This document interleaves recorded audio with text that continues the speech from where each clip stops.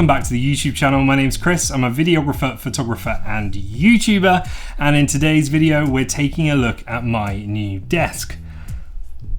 Well, it's the same desk and it's the same camera. It's the same microphone and the same light. But what my desk couldn't do before was this.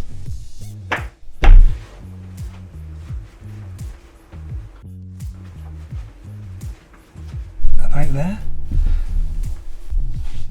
So I now have a completely portable, well, I say completely portable, quite portable YouTube setup that I never have to worry about. And I'm going to talk you through every single change that I've made and tell you what I used to have and what I've got now and why I love it so much.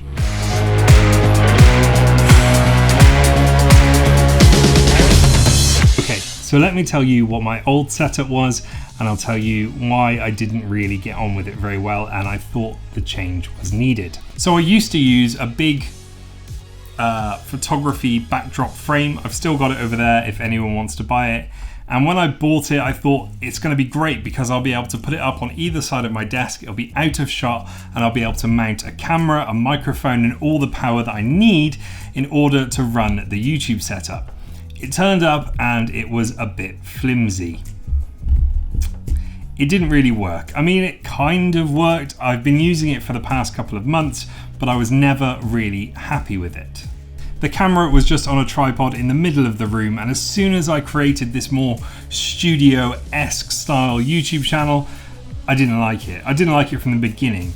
I tried to rectify it right at the beginning with little success, but this I'm happy with. So a couple of things I did like about my old setup that I wanted to keep in this setup is I wanted everything to be turned on and off with a push of the button. This button.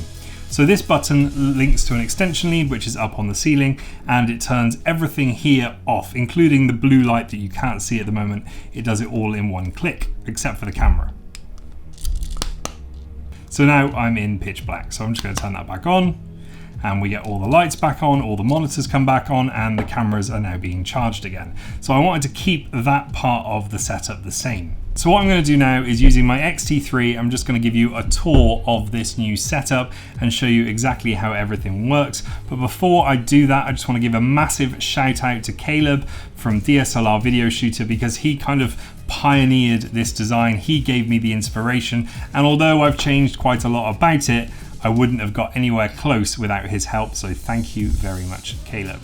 So starting with the camera, it's the Sony a6300 with the Sigma 16mm 1.4 lens on it. And if you've been watching my channel for any serious length of time, you know how much I love this camera. I talk about it in pretty much every video I've ever made.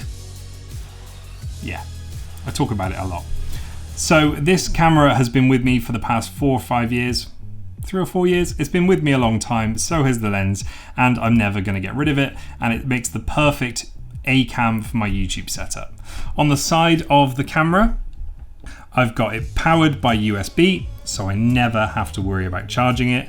I have the HDMI port going out, and I also have the microphone, which is just above me, going in there. It's actually mounted on an old Manfrotto head. This is a video head that used to go on one of our monopods, but the monopod got lost, but we managed to keep hold of the head. It just made the perfect platform to put the camera on. Moving along to the right, we then have the FeelWorld F6 monitor, F6 Plus.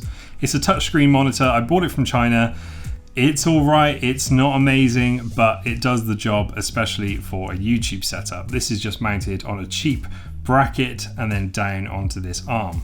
The arm is actually part of a quad monitor Visa setup. So this is designed to have monitors mounted to it, but I've decided to mount a load of cameras, monitors and lights to it. It's really solid, it works really, really well. It's not moving anywhere, and that is the bit that I've taken from Caleb's video. Adding new battery in the Fuji, 1 second. Okay, I'm back, it's rolling. So moving to the right, we then have this portion of the arm. I haven't actually used this yet. That's the remote control for the light. Like I said, that's the remote for the rest of the setup. I'm thinking about putting a monitor on there, maybe a 24-inch monitor, so I can monitor this camera in a really big area, and it just seems a waste that I'm not using it at the moment, so I might use that in the future. So moving up the setup, we have another monitor which is displaying the feed from the camera which is directly above me. So I can see that feed perfectly clear with no problems at all. Move up the monitor stand again, and we have this big light, which is the newer SL60W with a newer softbox on it. The whole thing cost me about £100, and I have to say it is literally the best £100 I have ever spent on a light. It's the best money in general I've ever spent on a light. I have got so many different LED panels and softboxes and all sorts of rubbish that I was never really happy with until I invested just a little bit more. I put this light up and I was like, yes, that's the look I have been striving to get for years. So thank you, Newer, for making this. I think there's another one made by Godox, which is exactly the same light with a different name on it. And it's very comparable to the Aperture 120D, about a sixth of the cost. So really go and check that light out, because that's all that ever lights me. It's that one light.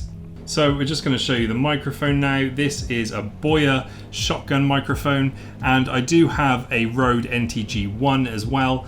But the thing I really like about the Boya microphone is it takes a AA battery. So I don't have to worry about powering it. That is going straight out of the microphone into the camera. I don't have to worry about syncing anything in post. I used to use a Zoom recorder, which was mounted to the wall. But one day I plugged the wrong power supply into it and it went bang. Then I bought a little preamp, again made by Newer. I was never really happy with the sound of it, so I've cut all of that out and I'm just going straight from the microphone into the camera. And then up there, I've actually got the Sony a6500, not the a6300, which would normally be up there, but that was just a mistake. That should be an a6300.